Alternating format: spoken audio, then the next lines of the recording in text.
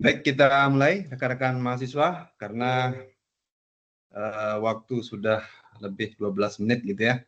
Ya, mungkin nanti teman-teman yang berhalangan hadir bisa mengikuti gitu ya video rekamannya nanti di laman learning gitu ya. Baik, bismillahirrahmanirrahim. Assalamualaikum warahmatullahi wabarakatuh. Selamat malam pada rekan-rekan semuanya. Jadi malam ini kita agendakan untuk pertemuan TUWEB 2 gitu ya, kaitannya dengan pelaksanaan tugas pertama, yaitu tugas praktikum untuk membuat kabelan gitu ya. Nah, jadi harapannya rekan-rekan mahasiswa nanti untuk alat dan bahan ya bisa dipersiapkan seperti itu ya, terkait dengan alat dan bahan.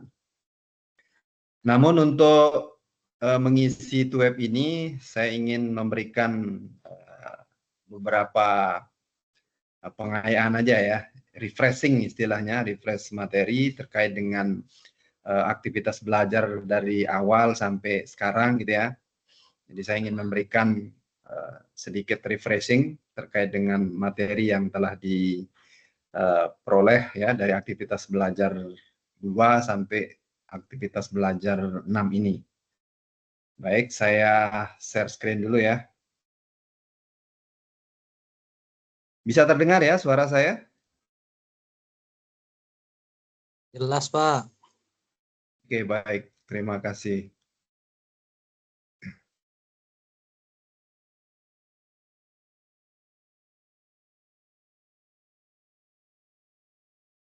Bisa kelihatan slide saya? Bisa ya?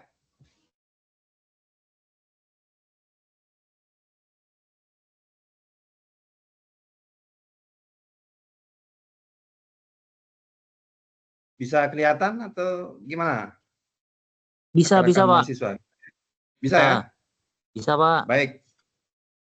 Nah, materi ini sudah saya unggah ya di laman learning di bawah link to web gitu ya. Jadi saya ingin merefresh sedikit terkait dengan materi yang telah kami tampilkan di aktivitas belajar 2 sampai sekarang ya. Jadi saya rangkum saja. Jadi untuk materi dari awal sampai sekarang itu ada kaitannya dengan pengantar jaringan komputer dan implementasi layer OC ya. Jadi di mana di awal kita membahas kaitannya dengan perangkat jaringan, media jaringan, kemudian layer OC secara umum gitu ya. Baik, jadi untuk refresh saja, jadi OC itu adalah fondasi ya atau fundamental ketika kita ingin mengetahui jaringan komputer itu atau proses dari komunikasi data jaringan komputer ya. Nah, ini kita mengacunya ke referensi OC. Jadi ada dua sebenarnya yang digunakan ya. Ada dua model pendekatan. Yang pertama ada model TCP/IP namanya ya. Itu terdiri dari 4 layer. Kemudian yang model referensi OC itu terdiri dari 7 layer. Ya, tapi pada prinsipnya dua model ini memiliki proses atau cara kerja yang sama gitu ya, cuman digabungkan beberapa lapisan menjadi satu sehingga ada pengurangan layer gitu ya. Nah, untuk referensi OC ini sendiri ya rekan-rekan mahasiswa, jadi terdiri dari 7 lapisan ya. Ini yang menggambarkan proses terjadinya komunikasi data gitu ya. Jadi mulai dari lapisan pertama itu biasa kita kenal sebagai lapisan physical ya atau fisik. Nah, jadi kalau kita berbicara layer 1 lapisan fisik ini maka kita akan diperlihatkan perangkat-perangkat yang bekerja ya untuk proses transmisi data gitu ya. Jadi proses fisikal ini ya adalah proses di mana data ditransmisikan ya melalui media fisik. Nah, salah satunya sekarang yang akan kita praktikkan yaitu membuat kabelan ini ya. Ini juga bagian dari media fisik untuk melakukan proses transmisi data atau komunikasi data ya. Jadi di physical ini ada banyak perangkat yang bekerja di sini ya, mulai dari switch, bisa port ether ya, ether, kemudian kabel dan seterusnya ya, access point dan seterusnya. Kemudian di layer kedua itu ada data link. Nah, ini ada masih irisan ya, irisan antara lapisan 1 dan lapisan 2 ini ada setengah di sini. Jadi di sini ada akses media. Jadi biasanya di sini ada switch setengah masuk di sini ya. Ini kaitannya dengan proses terjadinya transmisi data juga, tetapi kaitannya dengan deteksi data ya, atau deteksi komunikasi data. Apakah ada data collision atau tabrakan data ya, kemudian ada retry transmission. Nah, ini biasanya terjadi di data link gitu ya. Kemudian kita naik ke layer ketiga, itu ada network ya. Nah, di sini layer yang bekerja itu adalah IP ya. Jadi pengalamatan logik. Jadi di sini IP yang bekerja. Jadi IP itu kemarin sudah kita sampaikan bahwa IP itu terdiri dari ada 2 jenis ya, ada IP versi 4 dan ada IP versi 6 gitu ya. Nah, versi 4 ini sepertinya sudah habis gitu ya. Itu versi 4 itu hanya mampu sampai 4 miliar perangkat gitu ya untuk menghasilkan IP-nya. Sehingga mau tidak mau IP ini tertransformasi lagi ya menggunakan IP versi 6 sehingga akan mampu mengcover jumlah penduduk di bumi ini kan sampai 78 miliar ya. Jadi kalau IP 4 itu nggak cukup untuk menampung IP versi 4 ya. Sehingga lahirlah IP versi 6 yang secara paralel ya berjalan untuk proses routing dan pengalamatan logiknya gitu ya. Kemudian di lapisan keempat, nah di situ sudah ada transport ya. Ini terjadi proses end-to-end ya, end-to-end koneksi. Kemudian nah ini biasanya di transport ini nanti akan bekerja ada 2 jenis ya. Ada istilahnya TCP dan ada istilahnya UDP gitu ya, User Datagram Protocol, dan TCP ya, TCP. Nah, ini nanti 2 jenis data ini nanti akan dikerjakan pada layer keempat ini ya, di end-to-end koneksi dan reliabilitas. Kemudian di sesi kelima ada lapisan session ya. Nah, ini lapisan yang fungsinya untuk mengatur dan menjaga koneksi agar antar aplikasi gitu ya, session. Jadi nanti pada saat komunikasi data, lapisan ini bekerja untuk proses koneksinya. Kemudian lapisan ke-6 ada presentation ya. Ini proses transisi ya atau translasi, proses enkripsi dan kompresi juga bekerja pada lapisan ini ya. Misalkan contoh kita ingin mengirimkan data dari WhatsApp berupa foto. Nah, maka foto itu akan secara otomatis akan dikompresi gitu ya, atau di enkripsi datanya agar bisa sampai ke tujuan. Nah, ini tugas dari layer ke-6 presentasi. Kemudian di layer terakhir, di layer ke-7 itu ada layer aplikasi, nah, di mana di sini kita akan dipertemukan dengan aplikasi ya. Contohnya misalkan ya kita mau buka browser misalkan, nah itu kita selalu akan menggunakan protokol yang namanya HTTPS, HTTP, FTP gitu ya, atau aplikasi-aplikasi lain yang bekerja untuk proses komunikasi data. Nah, ini jadi sekelumit singkat tentang referensi OSI ya secara umum. Nah, ini beberapa praktik dari identifikasi layer OSI dalam kegiatan kita sehari-hari ya. Ini contoh misalkan pada saat kita mengirimkan email ya. Nah, jadi di situ yang bekerja lapisan aplikasi. Nama aplikasinya email client. Biasa kita kerjakan ini ya. Setiap hari hampir kita buka email ya lewat entah itu Gmail, entah itu Outlook atau anything ya. Kemudian di layer presentasinya itu ada format MEMA ya untuk lampirannya. Jadi ada attachment-nya gitu ya.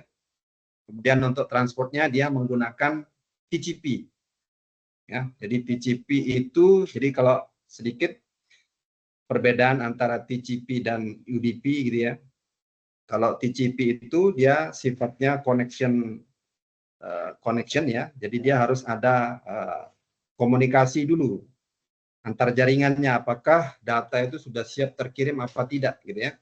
Ada handshake UI-nya, ada timbal baliknya gitu. Jadi ada komunikasi misalkan antara perangkat satu dengan perangkat dua itu saling komunikasi dulu. Di sana sudah siap tak datanya diterima? Oh siap, maka dia akan mengirimkan namanya ACK ya atau acknowledgement.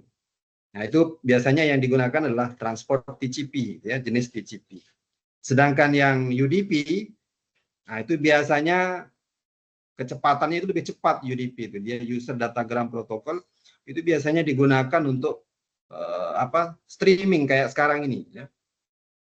Streaming video Zoom gitu ya, atau gaming. Nah, itu biasanya menggunakan transport UDP ya. Dan sifatnya dia itu non connection list gitu ya. Artinya dia tidak terpaku dengan proses komunikasi jaringan tadi ya. Nah, kalau ditanya mana yang lebih cepat, maka transport UDP itu lebih cepat dibandingkan dengan TCP gitu ya. Kemudian contoh berikutnya ketika kita buka browsing, nah, maka browsing aplikasinya ya tadi HTTP gitu ya. Presentationnya bisa JavaScript, bisa CSS, bisa HTML gitu ya. Kemudian networknya itu dia menggunakan IP untuk routing ke servernya.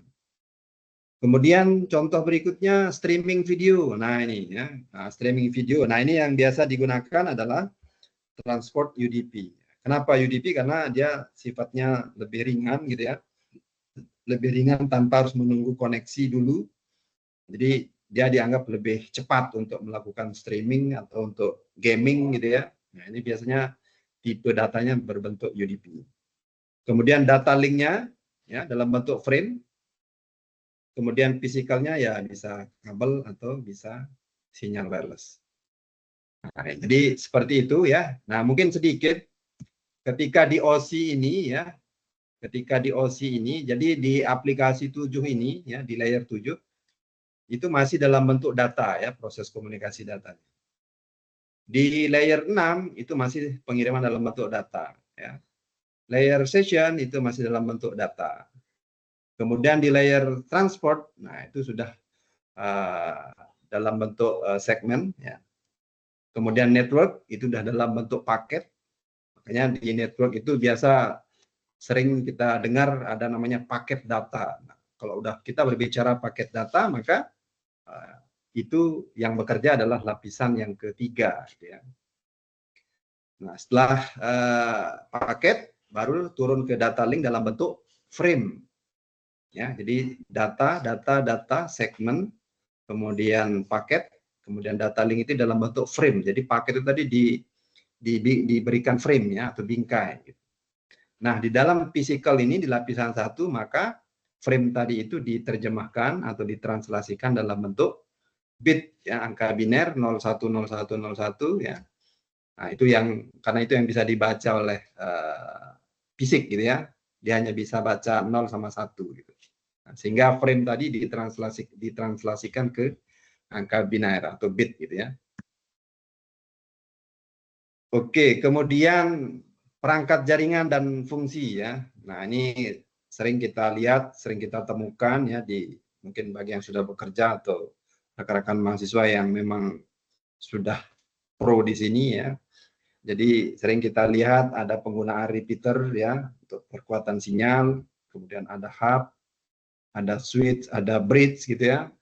Ada router, ada access point. Jadi ini merupakan komponen-komponen utama ketika kita ingin membangun sebuah jaringan tentunya ya. Nah, sekarang bagaimana kita menghubungkan dan mengkonfigurasi perangkat jaringan? Nah, ini tentunya nanti kalau nggak salah di tugas ketiga ini ya. nanti rekan-rekan mahasiswa akan mendapatkan tugas untuk menghubungkan dan mengkonfigurasi perangkat jaringannya. Tentunya nanti akan kita gunakan aplikasi simulasi ya. Nah, nanti akan ada pemasangan fisik, ya, jadi bagaimana kita menghubungkan switch ke router, router ke router ya. Kemudian kabelnya pakai strike atau cross dan seterusnya ya. Kemudian nanti baru kita akan melakukan konfigurasi ya dari masing-masing perangkat tadi, kita kasih IP, gateway-nya ya, VLAN-nya dan seterusnya. Sehingga nanti akan ada proses pengujian koneksi seperti itu. Tapi nanti untuk tugas ketiga ya, tugas ketiga. Tugas pertama bikin media transmisi dulu ya dalam bentuk kabel. Nah, ini tadi untuk internet protokol ya, atau IP dan internet working. Jadi ada 3 ini ya, ada IP versi 4. Jadi IP versi 4 itu formatnya 32 bit ya, 4 oktet. Nah, ini contohnya misalkan 192.168.1.1 ya. Jadi IP itu dibagi menjadi 2 segmen ya, ada yang sifatnya net ID. Nah, kalau di contoh ini yang disebut sebagai net ID itu adalah 192.168.1 ya. Itu yang disebut sebagai net ID. Kemudian yang kedua ada namanya host ID. Atau biasa kita kenal dengan host ya. Atau jaringan rumahnya ya. Nah, ini ya hanya angka 1 ini saja ya, yang paling akhir atau di oktet keempat. Nah, kenapa ini 3 oktet sebagai net ID? Karena ini contoh ini adalah contoh kelas atau klasifikasi IP kelas C gitu ya. Jadi IP versi 4 itu ada kelas A, kelas B, kelas C, kelas D dan kelas E gitu ya. Nah, ini contohnya ini menggunakan kelas C gitu.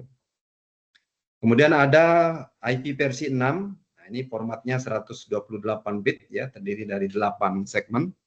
Nah, contohnya seperti ini yang kayaknya susah dihafal juga ini ya. Huruf dan angkanya seperti itu. Ini mirip-mirip kayak MAC address sepertinya. Kemudian sifatnya auto konfigurasi, kemudian memiliki keamanan bawaan atau IP security ya, untuk IP versi 6. IP ini maka kita membutuhkan yang namanya internet working ya. Jadi kita butuh router tentunya. Jadi fungsi router itu adalah bagaimana kita menghubungkan 2 jaringan atau lebih yang berbeda gitu ya.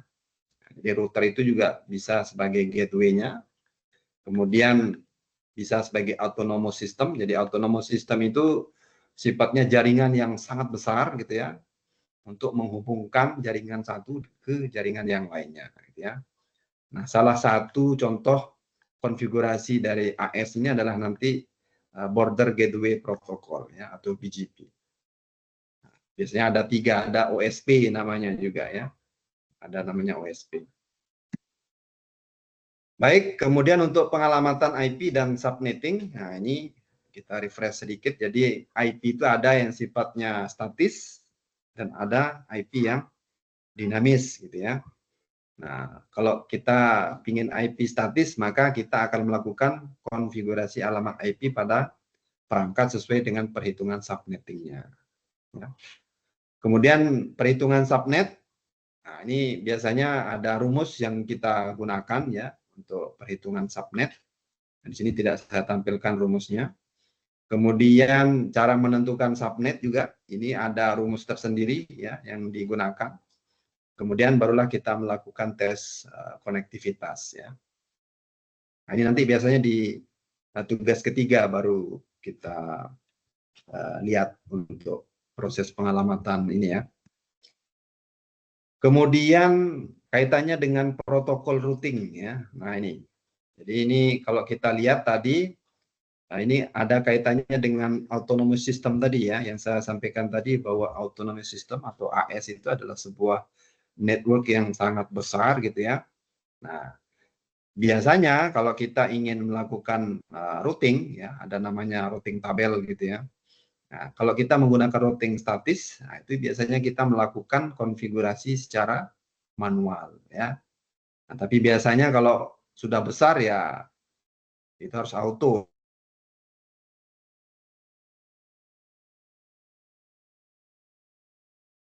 Ya, nggak bisa gitu ya.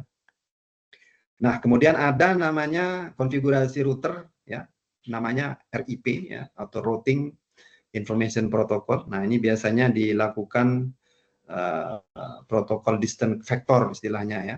Ini bisa kita menghubungkan dari hub ke hub gitu ya.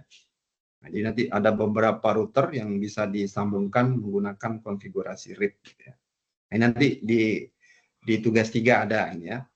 Kemudian OSPF, Open Shortest Path First ya, ini juga istilahnya protokol link state ya. Nah, ini hierarkinya menggunakan konsep area. Jadi dia berdasarkan area, kemudian dikonvergensi saat topologinya berubah gitu ya. Jadi bisa dirubah gitu ya.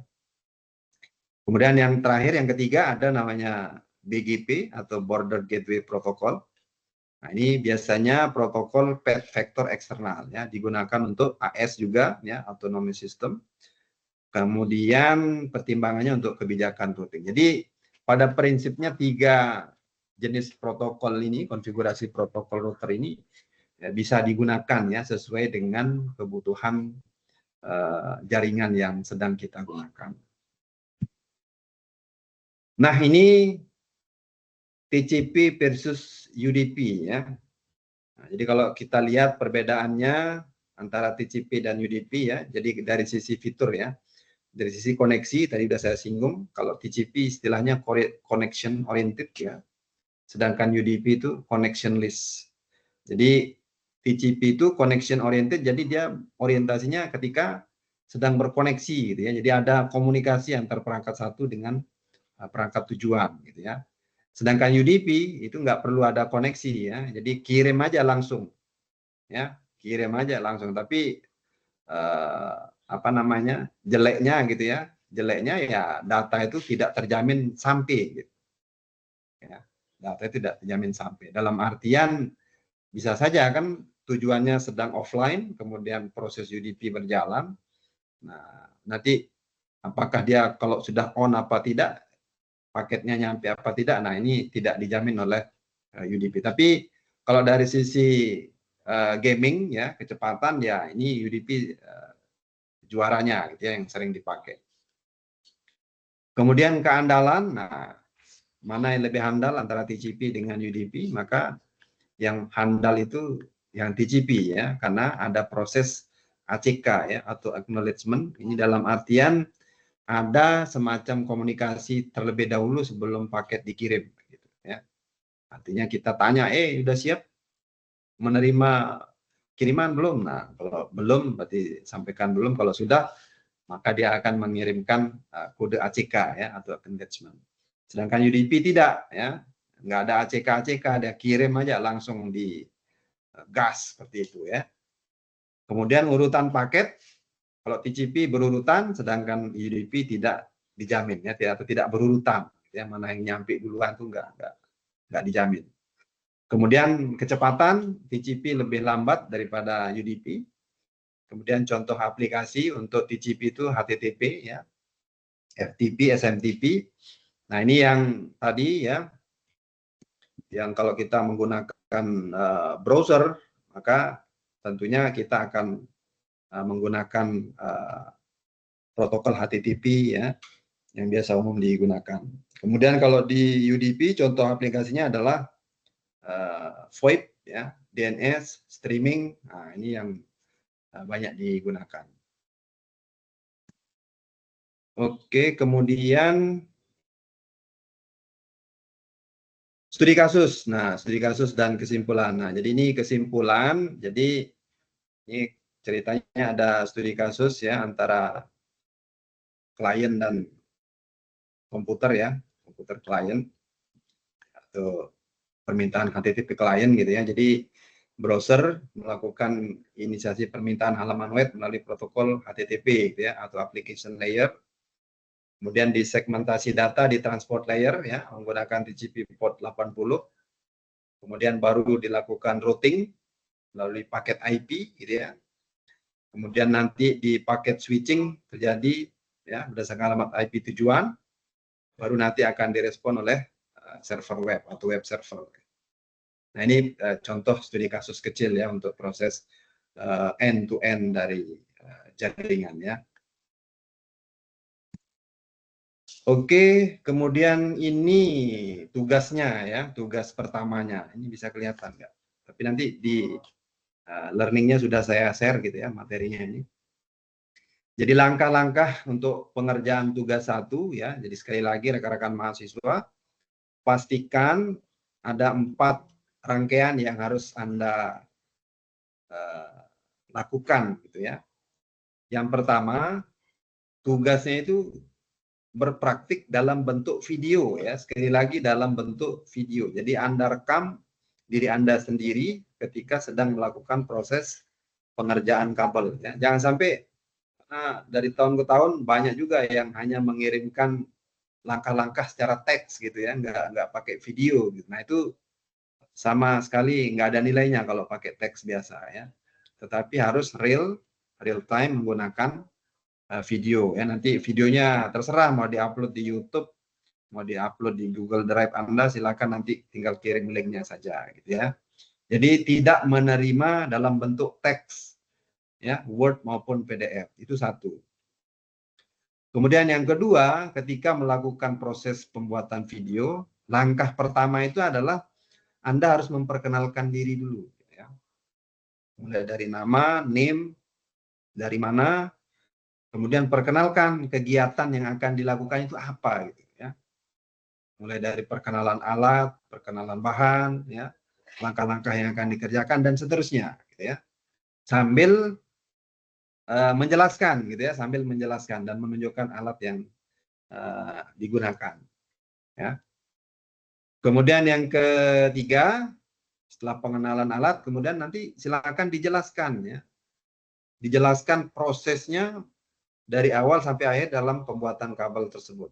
Apakah kabel tersebut Anda buat dalam bentuk kabel cross atau kabel strike, bila perlu ada penjelasan ya, fungsi dari strike itu apa, fungsi dari cross itu apa ya. Kemudian kabel-kabel warna-warnanya itu Anda jelaskan sesuai dengan buku pedoman praktikum yang sudah ada di panduan praktikum. Kemudian yang terakhir, yang keempat, Anda harus membuat kata-kata penutup gitu ya. Penutup dalam artian ya nanti sampaikan hasilnya seperti apa praktikum yang telah Anda lakukan ya.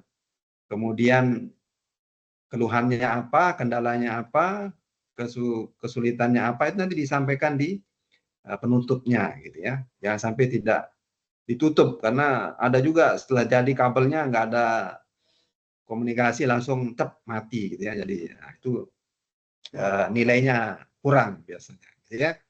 Jadi saya akan memberikan nilai sesuai dengan urutan tadi. Kalau sudah komplit sesuai dengan urutan tadi, insya Allah nanti nilainya juga komplit seperti itu ya.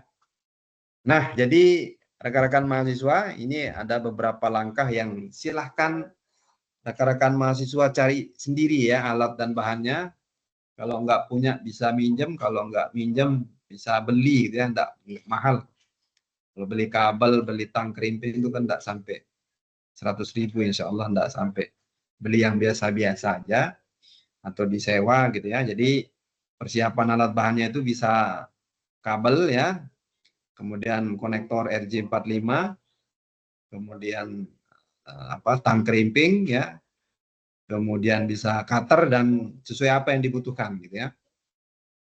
Nah, saya kira petunjuk untuk langkah-langkah membuat kabelan ini sudah ada di buku panduan ya, sudah sangat detail di sana. Jika teman-teman mahasiswa nanti butuh video tutorial, masalahnya saya juga nggak punya. Jadi kalau di kampus baru ada ya.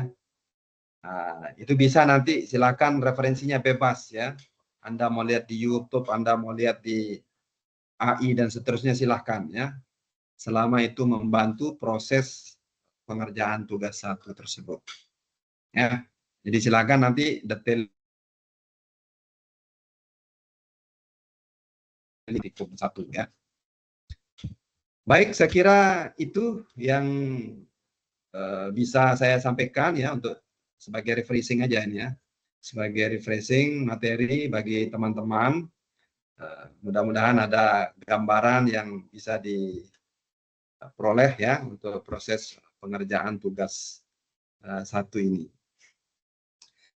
Baik, mungkin ada komentar atau diskusi atau pertanyaan, anything, silakan rekan-rekan mahasiswa, atau kita diskusi juga silakan ya.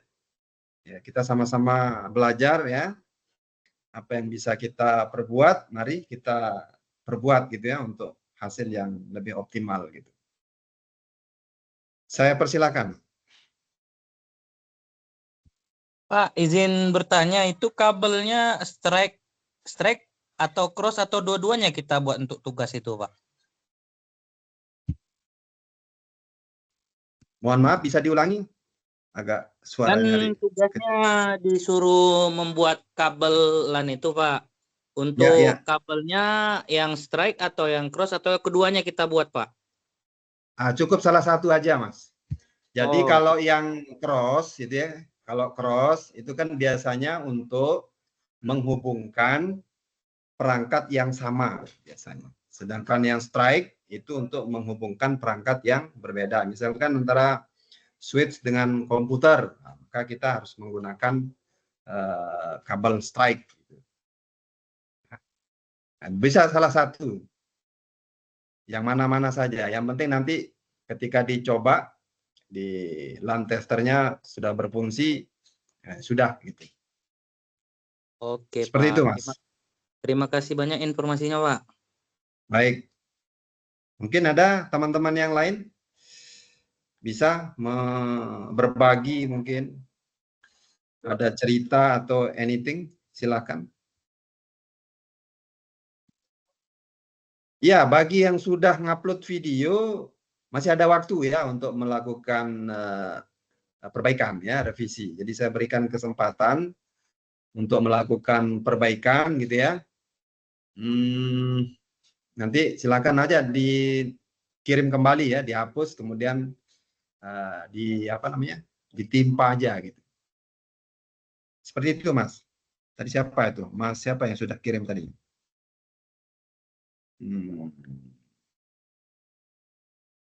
Ya, sebaiknya direvisi, Mas Habib ya. Saran saya direvisi agar nilai Anda bisa lebih optimal gitu ya. Jadi harus memenuhi 4 unsur tadi ya. Ada pembuka, ya, ada penjelasan isi, ya, kemudian ada penuh. Anda sampaikan kesulitan atau hambatan atau apapun itu ya, kaitannya dalam proses pengerjaan tugas 1 ini. Seperti itu. Ada lagi, Mas Habib?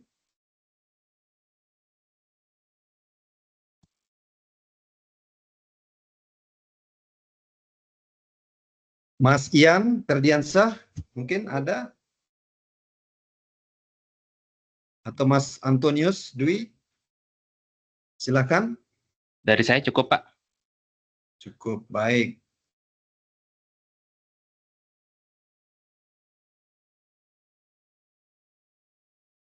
Baik.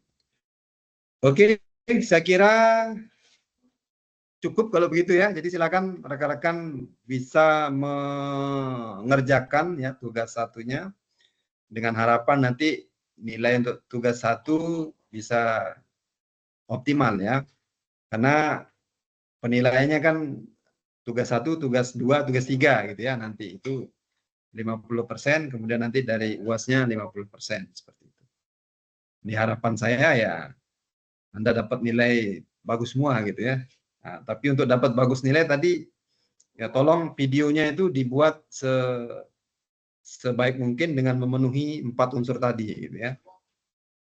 Memenuhi unsur-unsur tadi. Kalau sudah ada unsur itu barulah bisa dapat nilai bagus ya. Karena kadang-kadang teman-teman ada juga yang hanya menggunakan AI gitu ya. Jadi itu banyak itu. Jadi seolah-olah bekerja tapi ternyata AI yang main gitu. Itu kan pernah saya temukan juga seperti itu. Jadi ya silakan buat jujur aja praktikum gitu ya, lebih kita hargai daripada Anda ini gitu ya. Mungkin seperti itu pengalaman-pengalaman sebelumnya. Oke, kalau tidak ada mungkin saya cukupkan rekan-rekan semuanya. Terima kasih atas waktu dan kesempatannya. Mungkin ini mohon maaf, ini semua sudah bekerja ya kira-kira? Sudah Saya Pak, sudah, makanya belum sempat Sudah ya? ngerjakan Ya, tugasnya Pak. betul. Jadi itu pasti itu sudah bekerja semua sehingga untuk mencari waktu luangnya ya memang agak susah. Tapi nggak apa-apa ya. Ini nanti bagi teman-teman yang tidak hadir ya nanti bisa lihat rekamannya aja lah gitu ya untuk proses ininya. Baik, kurang lebihnya saya mohon maaf rekan-rekan mahasiswa. Sampai ketemu ke web berikutnya ya. Semoga sukses dan sekian. Wassalamualaikum warahmatullahi wabarakatuh. Waalaikumsalam Terima warahmatullahi kasih. wabarakatuh. Waalaikumsalam warahmatullahi wabarakatuh. Terima kasih kembali Pak. Silakan boleh meninggalkan ruangan ya. Terima kasih semuanya.